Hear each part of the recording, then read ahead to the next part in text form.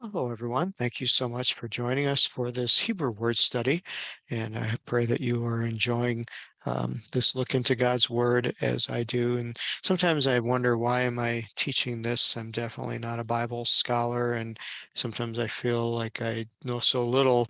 But yet, the more I just take time and study, the more I get excited about it. And just hope that you can catch the passion and catch the excitement that I'm feeling as I study this, and that it can be a blessing into your life to know that the great God that we serve has put together this beautiful Hebrew language, and the depth of the understanding and the words that are here can just inspire us just to fall deeper in love with Him and realize how wonderful it is that He has given us His word.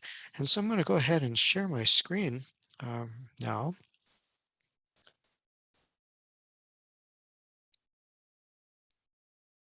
And so what you are seeing here is a Bible Hub. We are in 1 Samuel chapter 17. Um, Obviously have progressed from where we were last week and finishing up 16. And the whole mood changes. Previously we'd seen where obviously with Saul, the kingdom is being taken away from him. David has been introduced into the narrative. Again, God is working miraculous things to bring David into the king's palace as a musician, and he becomes armor bearer. And then things start moving along very quickly here. So as we look at the first verse of the 17th chapter, um, let's see, the Hebrew would go via asfu Philistim. The Philistines, again, in English, we tend to have no basis to look into the meanings of the words, and we just take them as a kind of a placeholder saying, okay, these were the people, these were the places, and we only know the spellings that we have in our English translations. But in the Hebrew, we can have some fun.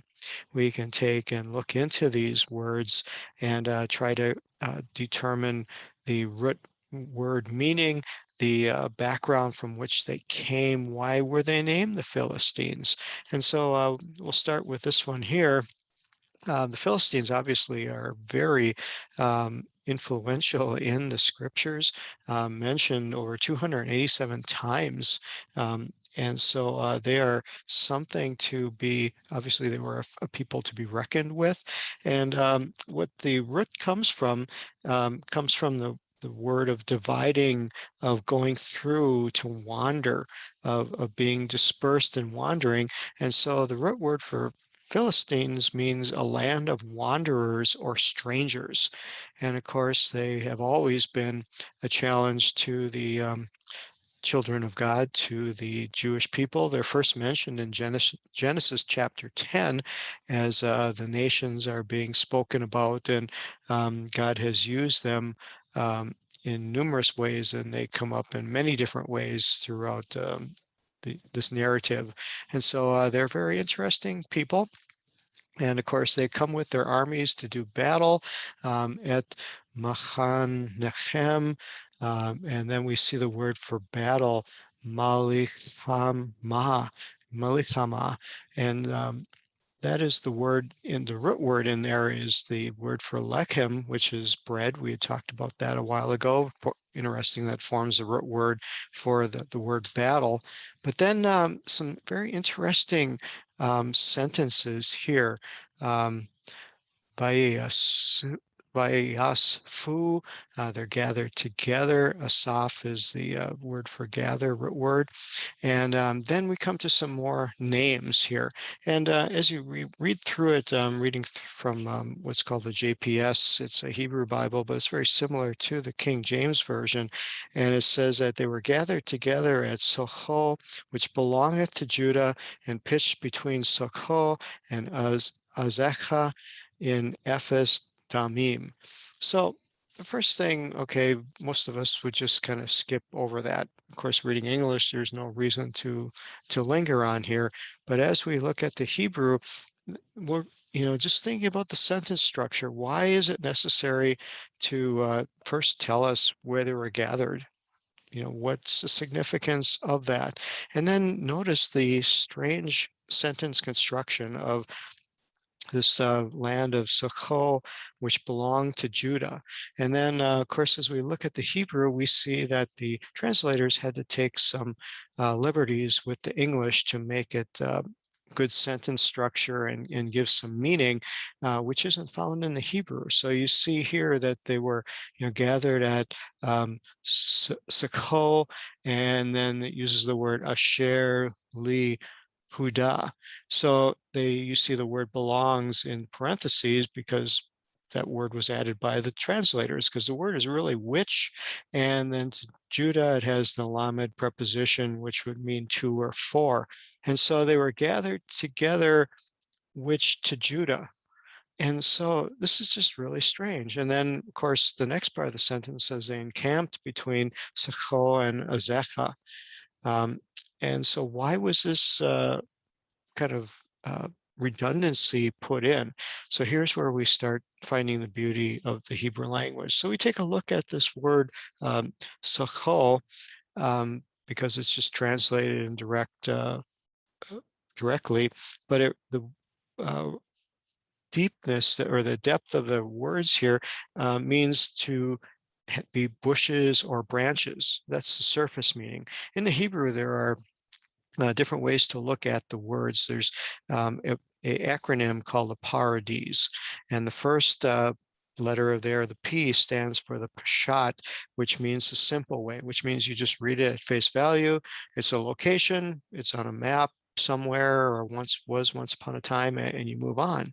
But then the second letter of that is is the letter R, or that stands for Ramez.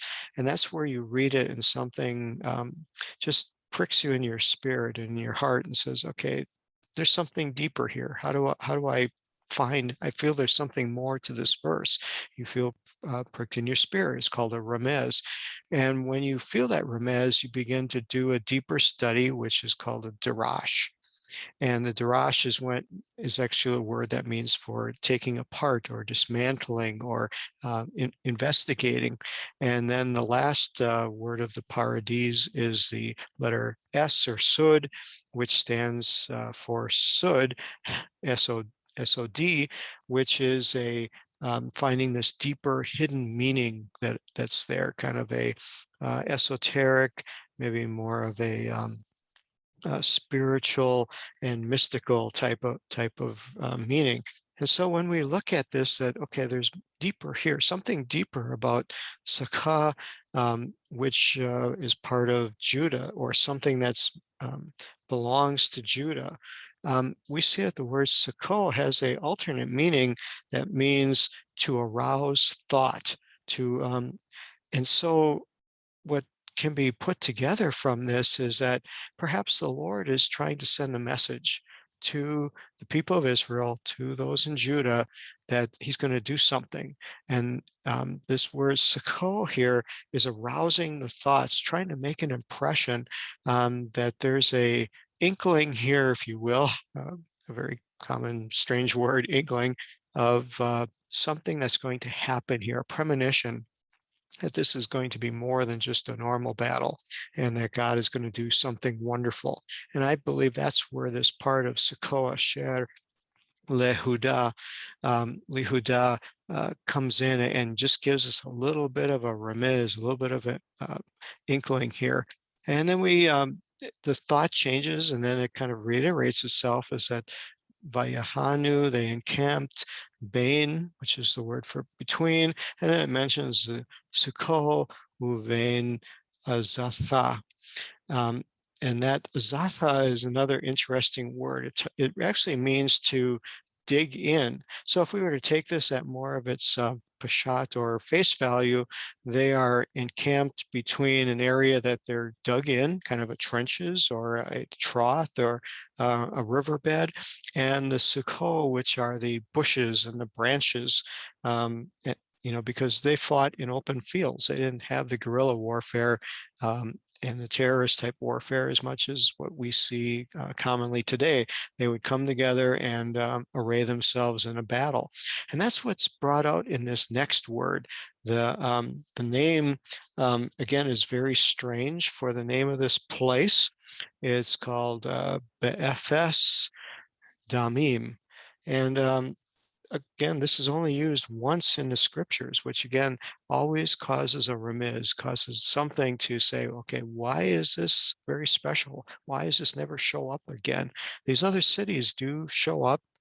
They've been found in archaeological diggings, but this FS Damim has not been found, and it's only mentioned this one time. And so we want to break these words apart here, and you'll see that there's some really cool meaning. FS has the meaning of something that's been ceasing or disappearing, according to Hirsch, which is a Hebrew linguistic scholar. And so this is something that's disappearing.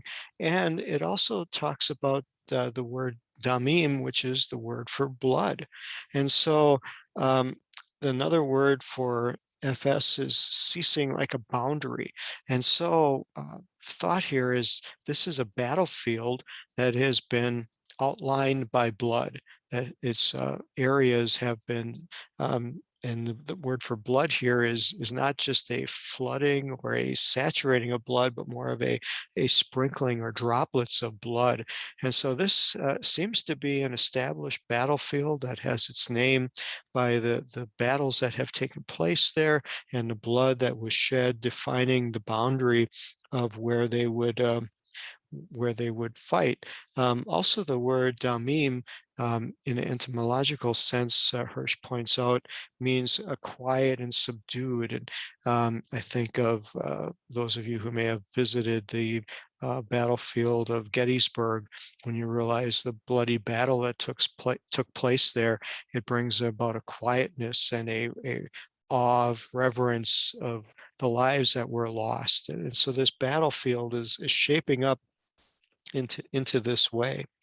And the other meaning of the word ezak is is that deepness of that gathering together. And so I think we're going to probably stop right there. I know I've gone on a little bit longer in this definitions and may have lost some of you on it. But again, there's a richness here that helps set the stage, because this is going to be another battlefield of epic proportions coming on. And I don't believe any of these words are in here by accident. They all have meaning. They all have a ability to give us a greater understanding of what kind of battlefield this was here and what had happened in before, and that the Lord was trying to awaken them and quicken them and give them an indication that he was going to do something miraculous and pretty awesome here. So I pray that you are blessed by this, and I just pray God will bless you as you study his word, and I will look forward to talking to you next week. All right, bye-bye.